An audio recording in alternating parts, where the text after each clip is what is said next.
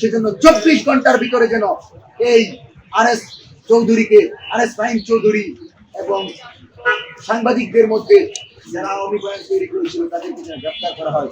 আমরা পূর্বে বলেছি আরএস ফাহিম না, শুধু পূর্বে বলেছি যে জুলাই হত্যাকাণ্ড পরিচালনা করেছে এমন অনেকেই এখনো গাপ্পি মেরে আছে এবং অন্তর্বর্তী সরকারের ভিতর কিছু কুশীলব থাকায় তাদেরকে গ্রেফতার করা হয়নি এবং অন্তর্বর্তীকালীন সরকার সেই জায়গায় ব্যর্থ। তারা বিচার করতে পারে নাই সম্পূর্ণ, তারা গ্রেফতার করতে পারে নাই। কিন্তু তারা যেহেতু এখন মুক্ত বাতাসে এসেছে এবং বাংলাদেশের অত্যন্ত পরিচিত একটি গণমাধ্যমের একজন ব্যক্তি ঘুম থেকে উঠে শুভ সকাল বলেছে।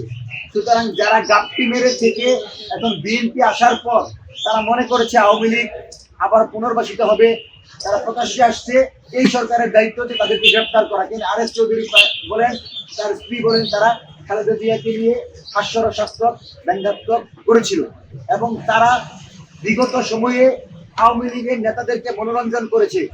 মদ, নারী সাপ্লাই সহ বিভিন্ন অভিযোগ তাদের ভিতর আছে।